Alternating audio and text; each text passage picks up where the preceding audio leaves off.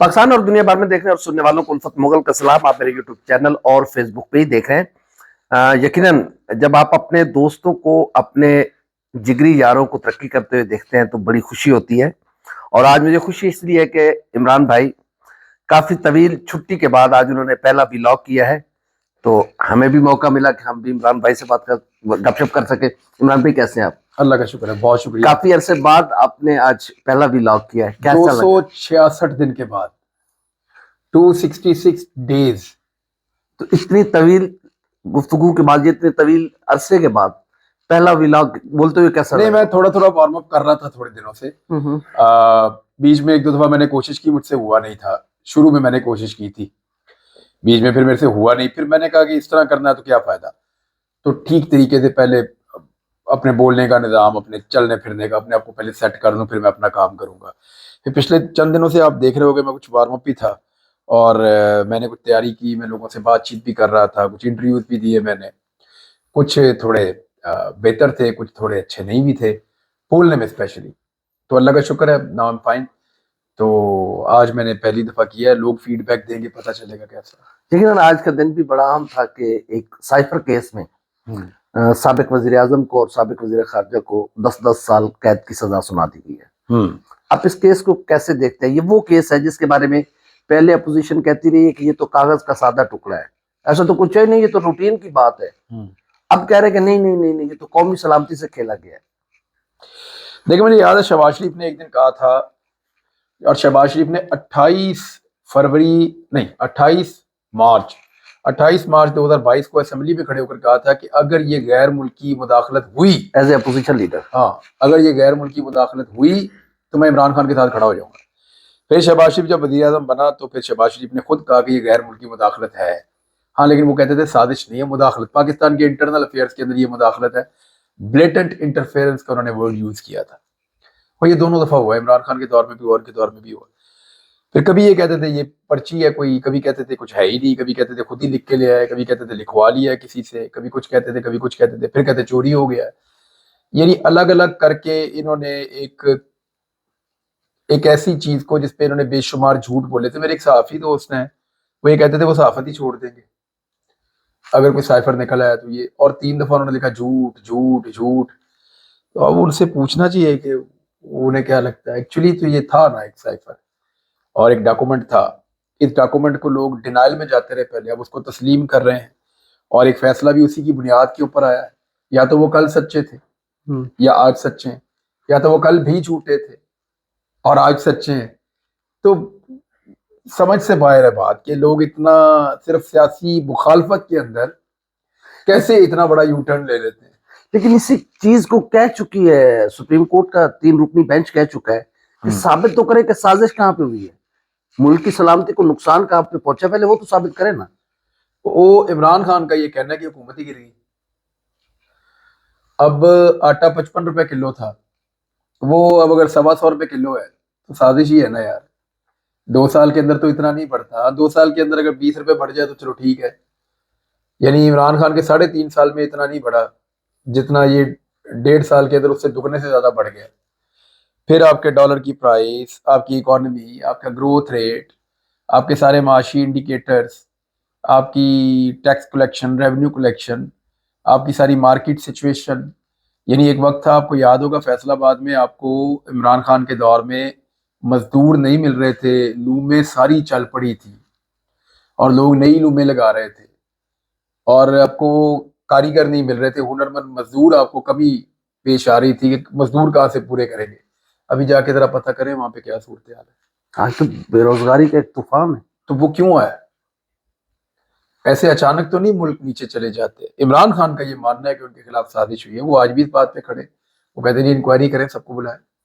तो जब भी तो सुप्रीम कोर्ट ने इमरान खान को जमानत दी थी, और इस केस में तो उस दिन साइफर तो दरअसल उड़ गया हुआ था, ये फिर कहां से इन्होंने क्या चिके निकाली जिसमें 10 साल कैद की सजा सुनाई है? देखिए, ये ना अभी लोग सारे तनकीद कर रहे हैं जज साहब के फैसले के ऊपर, उनके कंडक्ट के ऊपर, अबुल हसनात साहब के।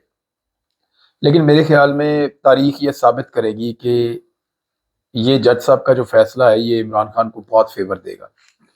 जिस उचलत में ये फैसला हुआ है, जिस जल्दबाजी में ये ट्रायल हुआ है, जितने लकूना इसके अंदर रह गए हैं, जितनी गलतियों से भरा ये सारा मामला है, ये किसी भी फोरम पे उड़ जाएगा। अगर इसको टाइम दिया जाता, इसको साइंटिफिकली किया जाता, इसके अंदर तमाम उन चीज़ों का ख्याल रखा जाता जो एक ड्यू प्रोसेस ऑफ लॉ होता है, जो जुडिशल सिस्टम का हिस्सा है, तो शायद इमरान खान को ज़्यादा डैमेज हो सकता था। लेकिन जिस तरीके से इसको किया गया, इस तरीके में इमरान खान डैमेज कम से कम हुआ। और बल्कि मैं तो ये कहूंगा कि जब इसको चैलेंज करेंगे तो ये 1-1.5 महीने की मार है कि इसका कुछ नहीं। तो टाइमिंग कैसी देख रहे हैं इस टाइमिंग बड़ी अजीब है जी, टाइमिंग ही तो है पाकिस्तान में जो बहुत अजीब है। यानी आज मैंने देखा कि हमारे कोई PMLN के साथी हैं, दोस्त हैं, वो और मेरे मीडिया में भी हैं, वो आज पाकिस्तान तहरीक इंसाफ के वर्कर को उकसा रहे थे, निकलो बाहर, बाहर नहीं आ रहे, ये वो। और पाकिस्तान तहरीक इंसाफ अपने वर्कर को रोक रही थी। देखिए, बाहर आने का तो मसला ही कोई नहीं है। आपने संडे को देखा कितनी रैलियां निकली हैं? क्या आपने किसी भी जमात को एक मुल्क के अंदर एक वक्त में इतनी ज्यादा रैलियां निकालते हुए देखा? आज तक की तारीख में आपने नहीं देखा होगा। और इतनी सख्त मुखालफत और इतने सख्त हालात के बाद जब उनके निकलने के ऊपर एक कर्फ्यू जैसी पाबंदी है, उस वक्त अगर इतनी बड़ी तादाद के अंदर लोग बाहर निकल के आ रहे हैं, तो क्या ये मुश्किल था कि लोग आज बाहर निकल आते? आज तो ज्यादा आसान था। लेकिन पाकिस्तान तहरीक इंसाफ को इस बात की समझ आ गई कि निगरान हुकूमत जो है वो किसी भी तरह या तो इलेक्शन को मुलतवी कर देगी या किसी भी तरह कोई नया मुद्दा उन पर डाल देगी। तो उन्होंने ये सोचा कि आगे सिर्फ इलेक्शन आ रहा है, 8 तारीख को इलेक्शन में वोट करें। यानी कि ये कोई ऐसी साजिश थी कि तहरीक इंसाफ का वर्कर ये उन्हें लगा, उन्होंने ये प्रीएम्प्ट किया। और मैंने उनके ट्वीट से उनके जो इंस्ट्रक्शन, और संडे से उन्हें यकीन हो गया कि निकल सकते हैं लोग। हाँ, उनको ये लगा कि लोग तो निकलते हैं और लोग तो आज भी निकल सकते थे। मेरे ख्याल में उन्होंने होल्ड किया, ये पॉलिटिकल मूव था, अच्छा किया उन्होंने। और अच्छी बात यह है कि उनकी पार्टी ने उनकी बात सुनी है। तो अब आप क्या समझते हैं कि इस आज की सजा का जो दी है 8 फरवरी पे कितना असर होगा? उल्टा इम्पैक्ट होगा। उल्टा इम्पैक्ट होगा। देखिए, पाकिस्तानी बुज़दिल थोड़ी है जो खौफज़दा होंगे, थोड़े सुस्त हैं। हम जो पंजाब वाले हैं ना, हम मौके पे चौका मारते हैं। आपने 17 जुलाई वाला इलेक्शन देखा था, 2022 वाला? सारे कह रहे थे सर्वे आ गया जी, 1 सीट जीत रहा है इमरान खान या 2 सीटें जीत रहा है। कोई पंजाब वालों पे भरोसा ही नहीं कर रहा था। और ये सीटें भी वो थी जो दूर दराज इलाकों में भी थी, कुछ या नून लीग के गढ़ लाहौर में, 4 वज़ीर आला हमजा शहबाज था, पूरा का पूरा निजाम इमरान खान के खिलाफ था। तो उस वक्त पंजाब के लोगों ने मायूस तो नहीं किया, उन्होंने कोई बड़े जलसे नहीं किए, कोई बड़ी तरीके नहीं चलाई, कोई बहुत बड़ी बड़ी गेम्स नहीं की। लेकिन उन्होंने एक काम किया, लास्ट डे वो निकले, उन्होंने वोट डाले, अपनी गिनती करवाई, वापस घर चले गए। 16 सीटें इमरान खान को दे गए 20 में से। तो ये पंजाब का वोटर ऐसे रिस्पॉन्ड करेगा। मामला सारा पंजाब में है, KP में तो वो वन साइडेड है, कुछ भी हो जाए, मामला तो सारा पंजाब में पड़ा हुआ है। और पंजाब का वोटर जो है वो 17 जुलाई को एक टीजर देकर गया था, 17 जुलाई 2022 को। अब उसे मौका मिलेगा, मुझे नहीं लगता कि लोग मायूस होंगे। देखिए, किसी मुल्क के लिए सबसे बुरी बात पता क्या होती है? कि उसके लोग मायूस हो जाएं। मेरे मुल्क की सबसे अच्छी बात यह है कि मेरे लोग मायूस नहीं होते। हाँ, थोड़ा बहुत ये है कि उनकी मजबूरियां आ सकती हैं सामने, बाज़ का थोड़ा सुस्ती कर सकते हैं, बाज़ का थोड़ा उनको गुमराह किया जा सकता है, लेकिन ओवरऑल ये मायूस नहीं होते। आप देखेंगे वैसे भी हिकमत के साथ लड़ते हैं मेरे ख्याल में। देखें, अब ये खैबर पख्तूनख्वा थोड़ी है कि सारा साल ही लड़ी जाओ। ये मौके पे चौका मार। तो क्या आप समझते हैं कि कोई 8 फरवरी को बड़ा चेंज आएगा, सरप्राइज होगी कुछ? देखिए, अगर इलेक्शन होगा ना तो उसमें इमरान खान जीत जाएगा, पाकिस्तान तहरीक इंसाफ जीत जाएगी।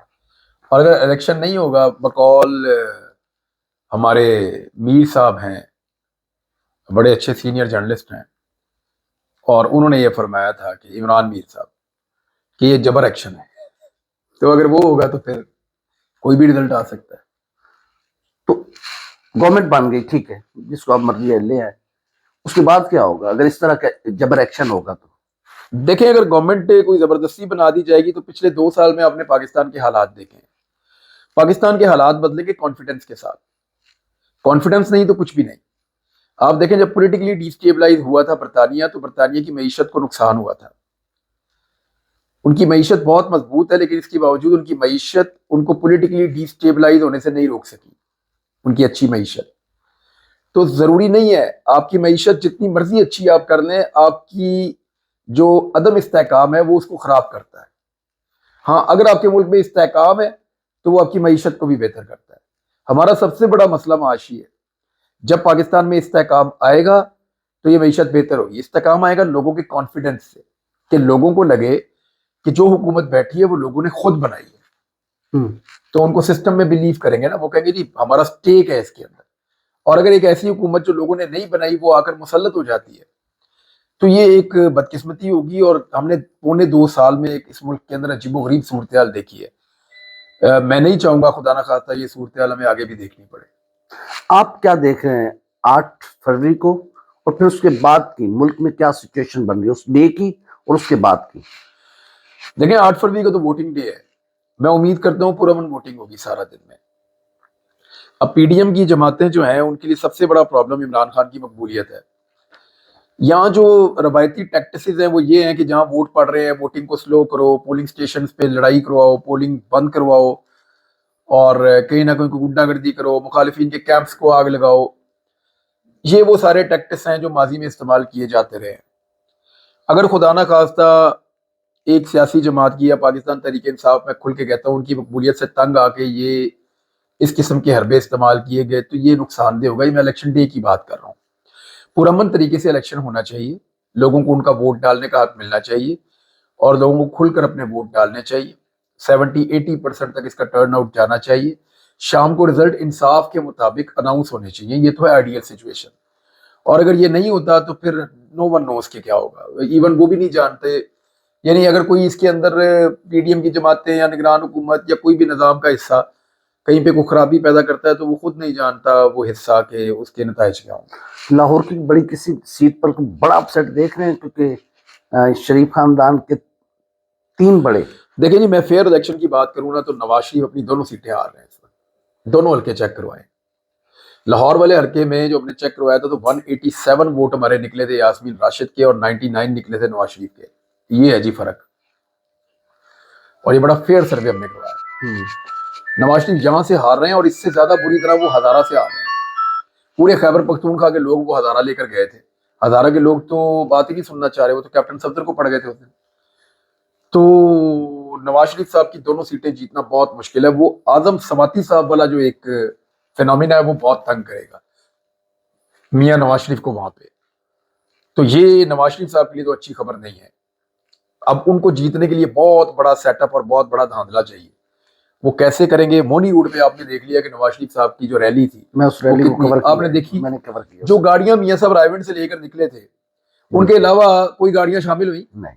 क्या मोनी रोड के या इलाके के लोग निकल के आए बाहर सड़कों पे? जितने भी थे वो कम थे या ज्यादा थे, सिर्फ मोनी रोड पे थे। यार अब नवाज शरीफ निकले तो ये नहीं हो सकता कि चंद 100 लोग हों। चले मैं आपको मुवाजने का कहता हूँ। इमरान खान अचानक अपने घर से निकल के हाईकोर्ट जाता था, लाहौर हाई कोर्ट, उसका कंपैरिजन बन सकता है नवाज शरीफ साहब की इस रैली से? नहीं बन सकता। चले नवाज शरीफ की ये 5, 6, 7, 8 रैलियां उसके अंदर रख ले फिर भी वो बड़ा था। ऐसे ही है ना। तो मामला ये है कि नवाज शरीफ साहब अगर यहां तक पहुंच गए मोनी रोड पे जो उनका ससुराल है, फिर तो कहानी खत्म हो गई। और जो उनकी बेटी का ससुराल है वहां पे हालात और इससे ज्यादा टाइट है। तो मियां साहब वाला अपसेट मैं मियां साहब का ससुराल है। मरियम नवाज ने लाहौर की सेफेस्ट सीट ली है, N109। हाँ सेफेस्ट। और बड़ी कामयाबी से पूरे निजाम ने मिलकर सनम जावेद को रोक कर रखा। अगर ये लड़की आजाद हो जाती और इसको टाइमली वहां पे टिकट मिल जाता तो ये फैमिली कंपेन करके मरियम नवाज के लिए बहुत मुश्किल पैदा कर देती और ये इलेक्शन उसको हरा देती बहुत बुरी तरह। अब वहां पे जो कैंडिडेट है डिपेंड करता है कि वो कितना अच्छा परफॉर्म कर रहे हैं। लेकिन मैंने ये सुना है मुख्तलिफ लोगों से और एक सर्वे भी मैंने देखा, हमारी टीम भी सर्वे 1-2 दिन में करके बताएगी कि जो मियां अबाद फारूक उसके भाई वहां से इलेक्शन लड़ रहे हैं, मियां शहजाद फारूक, और उनको इंतखाबी निशान भी ट्राईसाइकिल दे दिया है। उनका बच्चा भी छोटा फौत हो गया था तो वो ट्राईसाइकिल उसकी ट्राईसाइकिल लेके वो फिर रहे हैं। वहां पे भी बड़े जज्बात है हल्के के अंदर। अब ये मरियम के लिए एक मुश्किल सूरत हाल है, लेकिन वहां पे ये सबसे सेफेस्ट हल्का मरियम के लिए चुना गया था। हमजा शहबाज का हल्का एक बहुत सेफ हल्का कहा जाता है, लेकिन आलिया हमजा जो है वो संडे को जो रैली निकली है वो मेरे ख्याल में सबसे बड़ी वहां निकली है। तो ये अब उतना आसान रहा नहीं। दूसरा एक मुकाबला लाहौर में बड़ा दिलचस्प और है, वो आज मुझे मिलने भी आया था कैंडिडेट वोट मांगने। मेरा वोट भी उधर ही है 159 में। महर शराफत उसका मरियम नवाज से मुकाबला हो गया। वो मुझे ये भी पता चला थोड़े दिन पहले, और यानी मैंने फिर कंफर्म किया कि वाकई इसका मुकाबला हो गया मरियम नवाज से। तो वो बाई चांस ऐसा हुआ कि मरियम नवाज ने यहीं से टिकट जमा करवाया अपना एमपीए का। हाँ।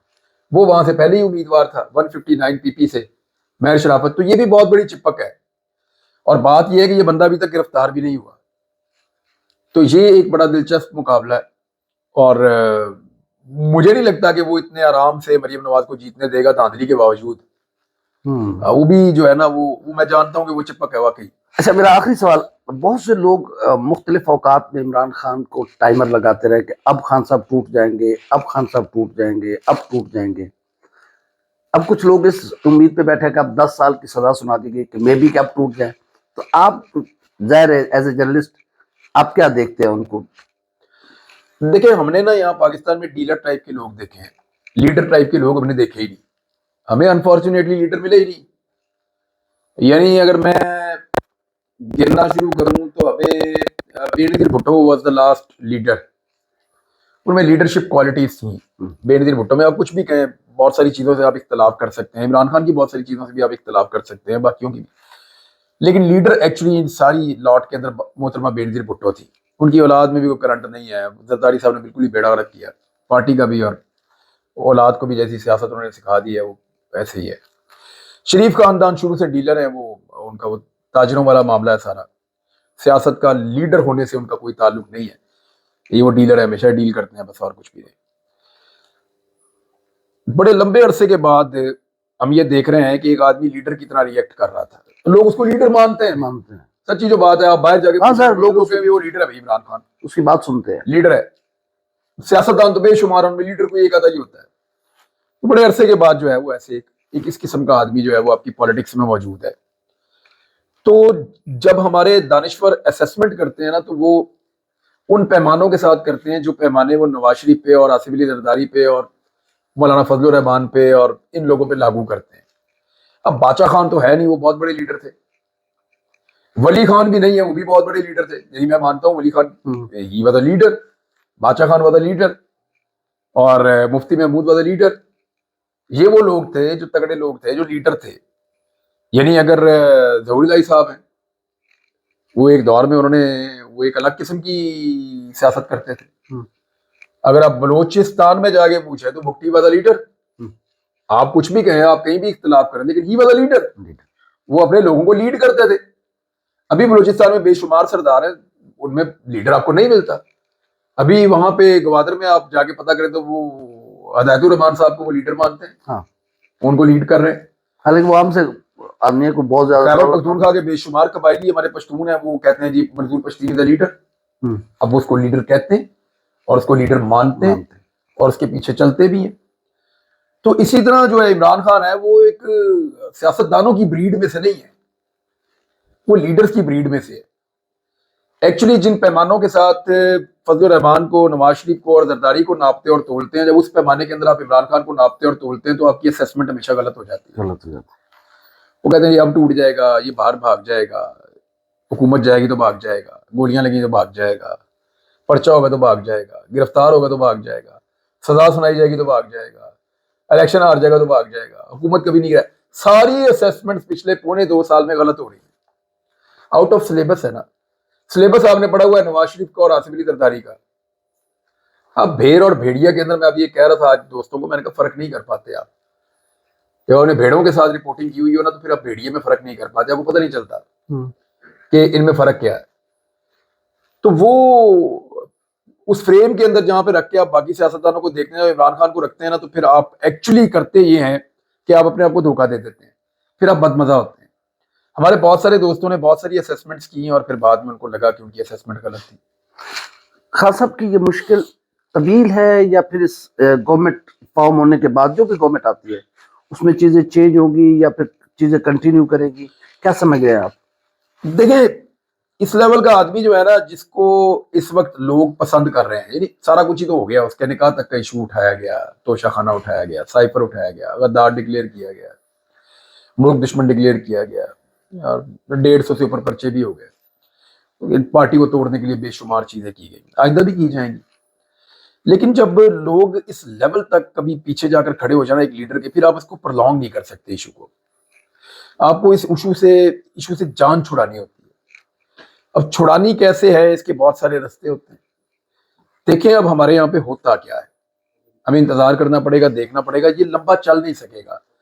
या तो इमरान खान साहब बाहर आएंगे, और देखें बाहर आएंगे तो मैं आपको फिर बताऊं, मैंने 2020 में ये बात की थी कि वो इमरान खान के बारे में ये असेसमेंट कोई ना करे कि वो निकलने के बाद कहेगा कि मुझे क्यों निकाला, वो बताएगा कि मुझे क्यों निकाला, पूछेगा नहीं। तो he is a different man, उसको अलग तरीके से आपको समझना पड़ेगा। वो उस तरीके से टैकल नहीं होगा, उसको ज्यादा देर अंदर भी नहीं रखा जा सकता। फिर उसके साथ जो लड़ाई है उसको किस लेवल पर लेकर जाना है, उसके साथ चीज करनी है तो तय कैसे करनी है, उसको इंसाफ कैसे देना है, वो फ्री एंड फेयर इलेक्शन मांगता है। फिर फैक्टर्स ना कुछ और भी हैं। देखिए जो बाइडेन इंतजामिया इमरान खान को नापसंद करती थी, ट्रंप इंतजामिया इमरान खान को पसंद करती थी, अमेरिका में फिर इलेक्शन आ रहा है, और अब बारी है जो बाहिर दिखाई दे रहा है रिपब्लिकन की। रिपब्लिकन जो है वो इलेक्शन जीतने जा रहे हैं, क्योंकि गाजा में जो कुछ हुआ उसका नुकसान डेमोक्रेट्स को हुआ है, और अब इलेक्शन सर पे खड़ा है। वहां पे भी यही साल है उनका इलेक्शन का। तो ये चीजें जब वहां पे होंगी तो उसका इम्पैक्ट पाकिस्तान की जो एलीट है उसके ऊपर पड़ता है। पढ़ना नहीं चाहिए, मैं इसके सख्त खिलाफ हूँ। पाकिस्तान के फैसले पाकिस्तान को ही करने चाहिए और पाकिस्तानियों को ही करने चाहिए।